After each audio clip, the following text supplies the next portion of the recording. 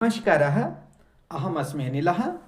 मित्राणि अद्य एकं नूतनं विषयं स्वीकृत्य समागतोऽस्मि। मित्रों, जैसा कि हमें ज्ञात है कि हम संस्कृत साहित्य का अध्ययन कर रहे हैं और उसके अंतर्गत हमने विभिन्न काव्यों का अध्ययन किया। आज हम मेघदूत जो खंड काव्य है, जो दूत काव्य है, संदेश काव्य है, इसका आज हम अध्ययन करेंगे। तो सर्वप्रथम आपको मेघदूतम जो खंड काव्य है, महाकवि कालिदास जी द्वारा रचित है, उसके कथानक की ओर ले चलता हूं। तो कथानक इस प्रकार है कि कथा का प्रारंभ यक्ष, जिन्हें हेममाली भी कहा जाता है, उनसे आरंभ होता है, जो धनपति कुबेर का एक सेवक है। अपनी नई नवेली पत्नी के प्रेम में मग्न यक्ष अपने कर्तव्यों में लापरवाही, जिसे हम प्रमाद कह सकते हैं, आलस्य करना आरंभ करता है। इससे क्रोधित होकर कुबेर उसे अपनी नगरी अलकापुरी से निर्वासित होने और 1 वर्ष तक अपनी पत्नी से दूर रहने का शाप देते हैं। रामगिरी प्रवास और मेघ का दर्शन। शाप के कारण यक्ष को रामगिरी पर्वत चित्रकूट के पास रहना पड़ता है। विरह की अग्नि में जलते हुए यक्ष के जब 8 महीने बीत जाते हैं, तब आषाढ़ मास के प्रथम दिन उसे आकाश में पर्वत की चोटी से लिपटे हुए एक विशाल मेघ, मेघ मतलब बादल, के दर्शन होते हैं। अपनी पत्नी की याद में व्याकुल यक्ष जड़ मेघ को ही चेतन मानकर उसे अपना दूत बनाने का निश्चय करता है। पूर्व मेघ यात्रा मार्ग का वर्णन। तो यक्ष मेघ से प्रार्थना करता है कि वह उसका संदेश अलकापुरी तक पहुंचाए। यहाँ से पूर्व मेघ में मेघ की यात्रा का अद्भुत भौगोलिक वर्णन शुरू होता है। मार्गदर्शन यक्ष मेघ को उत्तर दिशा की ओर जाने का मार्ग बताता है। तो ये महत्वपूर्ण ही से प्रश्न बनते हैं, ये हमें विषय वस्तु इसकी ध्यान रखनी होगी। तो मार्गदर्शन यक्ष मेघ को उत्तर दिशा की ओर जाने का मार्ग बताता है। प्राकृतिक सौंदर्य मेघ की यात्रा में माल प्रदेश, आम्रकूट पर्वत, रेवा जिसे नर्मदा नदी कहा जाता है, विदिशा उज्जैनी की विशाल नगरी, महाकाल मंदिर और गंगा यमुना जैसी पवित्र नदियों का वर्णन आता है। मानवीकरण। कालिदास ने यहाँ प्रकृति का ऐसा वर्णन किया है मानो नदियां नायिकाएं हो और पर्वत उनके प्रेमी हों। तो यहाँ पर से भी महत्वपूर्ण प्रश्न आपसे पूछे जा सकते हैं। वो प्रश्न हमने आगे भी लिखे होंगे, लेकिन तो मेघ की यात्रा में प्रथम जो प्रदेश पड़ता है वो माल प्रदेश, और आम्रकूट पर्वत पहला पर्वत है, और रेवा प्रथम नदी जो मेघ के मार्ग में पड़ती हैं। उत्तर मेघ संदेश और मिलन की आशा। तो मेघ जब हिमालय पर्वत पर स्थित अलकापुरी पहुंचता है, तब उत्तर मेघ की कथा शुरू होती है। अलकापुरी का वैभव यक्ष मेघ को अपने घर की पहचान बताता है, जिसके द्वार पर शंख और पद्म के चिन्ह हैं और पास में ही मंदार का वृक्ष है। यक्षिणी की दशा यक्ष बताता है कि उसकी पत्नी यक्षिणी वियोग में कितनी दुर्बल और दुखी होगी। हर रात दिन पति की याद में मालाएं पिरो रही होगी या भूमि पर लेटी होगी। इस प्रकार से वह अपने मन में सोचता है। संदेश अंत में यक्ष मेघ के माध्यम से अपनी पत्नी को संदेश भेजता है कि घबराओ मत, शाप के केवल 4 महीने शेष हैं, इसके बाद हम फिर मिलेंगे। तो इसके सुखांत की ओर चलेंगे, जिससे हम निष्कर्ष कहेंगे। काव्य के अंत में यक्ष मेघ को मंगल कामना देता है कि उसे कभी अपनी पत्नी बिजली से अलग न होना पड़े। लोक मान्यता के अनुसार कुबेर को जब यक्ष के इस विरह और संदेश का पता चलता है, तो वे दयावश उसका शाप समाप्त कर देते हैं और यक्ष यक्षिणी का पुनर्मिलन होता है। यही इस खंड काव्य का सुखांत है, अर्थात निष्कर्ष है। अब बात करेंगे हम उसकी, जो प्रतियोगी परीक्षाओं में पूछे जाने वाले प्रश्न होते हैं, जहां से प्रतियोगी परीक्षाओं में निश्चय ही प्रश्न बनते हैं। ऐसे प्रश्नों का समावेश आपके लिए यहाँ पर किया गया है। तो मेघदूत के रचयिता, जैसे मैंने आपको बताया, महाकवि कालिदास हैं। मेघदूत के उपजीव्य की यदि बात करेंगे तो दूत की कल्पना रामायण से कथानक ब्रह्मवैवर्त पुराण से, तो इसकी जो दूत की कल्पना की गई वो रामायण से और कथानक इसका ब्रह्मवैवर्त पुराण से है। काव्य का प्रकार खंड काव्य, इसे गीत काव्य भी कहा जाता है, संदेश काव्य भी कहा जाता है, दूत काव्य भी कहा जाता है। तो बहुत नाम इसके हैं, इसलिए ये किसी भी नाम से यहाँ से प्रश्न इससे पूछा जा सकता है। मेघदूत के खंड 2 खंड हैं, जिसमें पूर्व मेघ और उत्तर मेघ। यदि मेघदूत की श्लोक संख्या की हम बात करें तो पूर्व मेघ में 63 पद्य, उत्तर मेघ में 52 पद्य, कुल श्लोक 115 पद्य इसमें मिलते हैं। किंतु मल्लिनाथ के अनुसार मेघदूत श्लोक संख्या 121 पद्य है। मेघदूत का अंग्रेजी अनुवाद विद्वान विल्सन द्वारा 1813 ईस्वी में कलकत्ता से प्रकाशित हुआ। मेघदूत की यदि छंद की बात करें तो मंदाक्रांता छंद इस खंड काव्य में प्रयुक्त है। मेघदूत के मंगलाचरण की यदि हम बात करते हैं तो वस्तु निर्देशात्मक इसका मंगलाचरण है।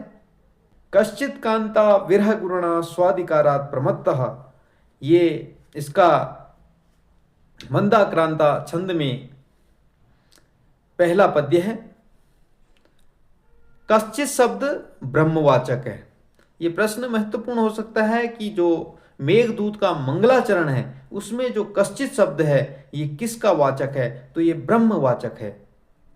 मेघदूत की प्रसिद्ध टीका मल्लिनाथ कृत संजीवनी टीका है। तो मेघदूत की टीका, महत्वपूर्ण प्रश्न हो सकता है कि मेघदूत पर टीका किसने लिखी या कौन सी टीका लिखी, तो मल्लिनाथ जी द्वारा इस पर टीका लिखी गई और संजीवनी ये टीका है।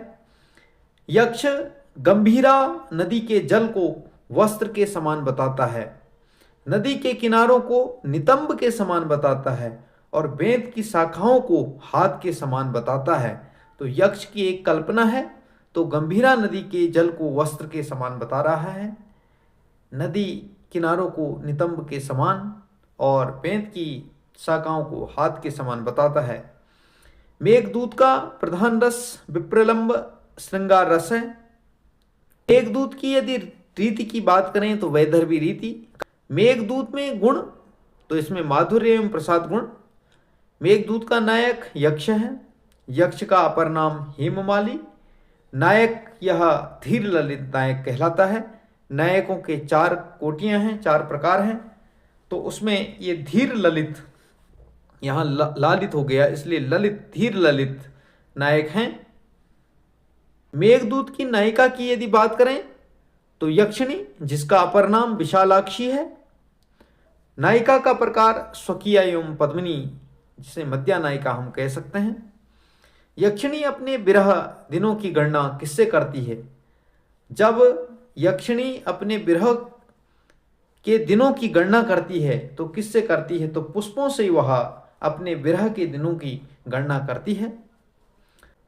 यक्ष का शाप कार्य में प्रमाद, असावधानी करने के कारण, अर्थात आलस्य बरतने के कारण, प्रमाद करने के कारण, तो कुबेर द्वारा यक्ष को शाप दिया जाता है और शाप 1 वर्ष का है और शाप मिला है रामगिरी पर्वत पर रहने का। तो इसलिए 1 वर्ष तक अलकापुरी नगरी से, जो कुबेर की राजधानी है, वहां से रामगिरी पर्वत पर जाने का शाप प्राप्त होता है और अपनी पत्नी से वह बिछुड़ जाता है। अलकापुरी हिमालय पर्वत के कैलाश पर्वत पर अवस्थित है। अलकापुरी का यदि प्रश्न पूछा जाए कि अलकापुरी कहाँ अवस्थित है, तो यह हिमालय पर्वत के कैलाश पर्वत पर अवस्थित है। मेघ का मार्ग रामगिरी से और अलकापुरी तक। अब रामगिरी पर्वत की यात्रा, तो इसमें माल प्रदेश, आम्रकूट पर्वत, उसके बाद रेवा नदी, विदिशा नगरी, नीचगिरी, निर्विंध्या नदी, उज्जैनी, महाकाल मंदिर, शिप्रा नदी, देवगिरी, चर्मण्यवती नदी, कुरुक्षेत्र, सरस्वती नदी, कनखल, गंगा नदी, हिमालय, क्रौंचरंध्र, कैलाश पर्वत, मानसरोवर और अलकापुरी। तो रामगिरी से अलकापुरी तक इतने पर्वतों का, नदियों का और इतने स्थानों का रामगिरी से और अलकापुरी तक का ये मार्ग है, जिस मार्ग के बीच में विभिन्न नदियां, विभिन्न नगर, विभिन्न प्रदेश आते हैं। उपरोक्त जो अभी अलकापुरी से और रामगिरी पर्वत तक की जो मार्ग के बीच में स्थानों का वर्णन हमने किया, उन मार्गों के नाम परिवर्तन, विशेष संज्ञाएं किस नाम से है, तो जहनु कन्या ये गंगा नदी को कहा गया है, हंसद्वार क्रौंचरंध्र को कहा गया, रेवा नदी नर्मदा नदी को, वेत्रवती नदी बेतवा नदी को, आम्रकूट पर्वत को अमरकंटक, निर्विंध्या नदी पार्वती नदी, विशाला उज्जैनी नगरी और कनखल हरिद्वार के पास का स्थान, चर्मण्यवती नदी चंबल नदी, दसपुर मंदसौर, तो दशार्ण की राजधानी विदिशा है। कुछ महत्वपूर्ण मैंने यहाँ पर बिंदु बनाए हैं जो हमसे पूछे जा सकते हैं। तो दशार्ण की राजधानी विदिशा, अवंती की राजधानी उज्जैनी।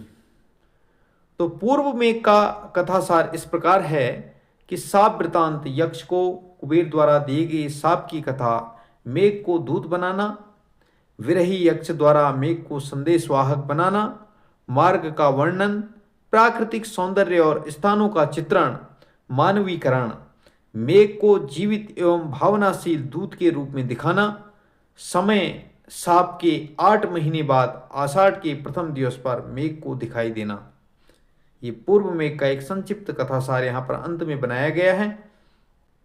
उत्तर मेघ का जो कथासार है, अलकापुरी का वर्णन, कुबेर की नगरी की सुंदरता का वर्णन, यक्ष के घर की स्थिति, विरह में डूबा ग्रह, यक्षिणी की अवस्था, पति वियोग में व्याकुल, यक्ष संदेश, पत्नी के लिए भावपूर्ण संदेश, यह उत्तर मेघ का कथासार है। रामगिरी पर्वत का दृश्य, सीता जी के स्नान से पवित्र, छायादार एवं हरे भरे वृक्षों से युक्त ये रामगिरी पर्वत का दृश्य है, जहां सीता जी के स्नान से पवित्र, छायादार एवं हरे भरे वृक्षों से युक्त है। दशार्ण देश का वर्तमान नाम, दशार्ण का क्षेत्र वर्तमान पूर्वी मालवा अर्थात मध्य प्रदेश है। विदिशा की राजधानी भिलसा तथा विदिशा में बहने वाली नदी वेत्रवती।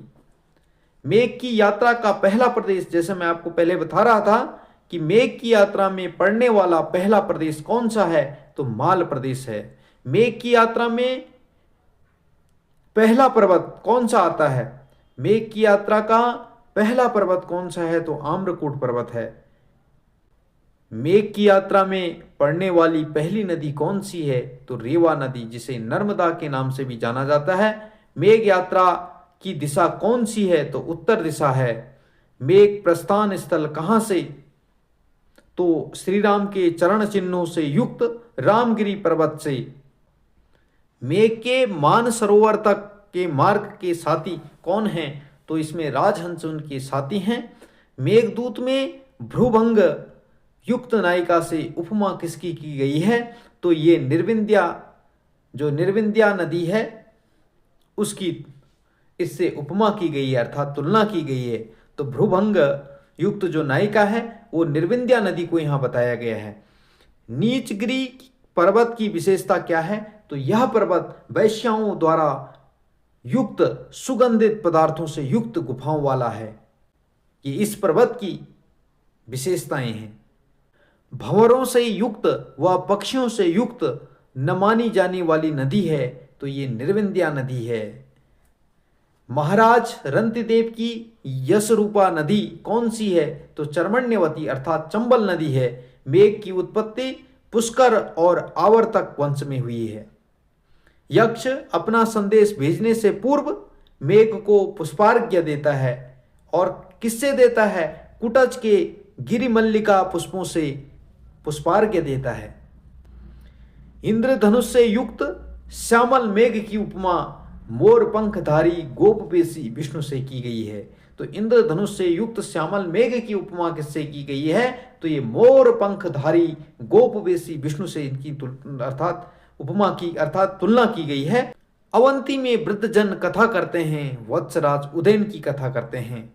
उज्जैनी में उदयन ने अपहरण किया, किसका किया? महाराज प्रद्योत की पुत्री वासवदत्ता का अपहरण किया। मेघ उज्जैनी में रात बिताता है, कहाँ बिताता है? तो महलों की छतों पर यहाँ पर रात बिताता है। बलराम ने मदिरा को त्याग कर जल पिया, तो किसका पिया? सरस्वती नदी का। और बलराम की पत्नी रेवती को माना जाता है। सगर पुत्रों को स्वर्ग ले जाने वाली नदी कौन सी है? तो गंगा है। हिमालय पर कीचक जाति के बांस हैं। अलकापुरी में 6 ऋतुएं सदैव विद्यमान रहती है।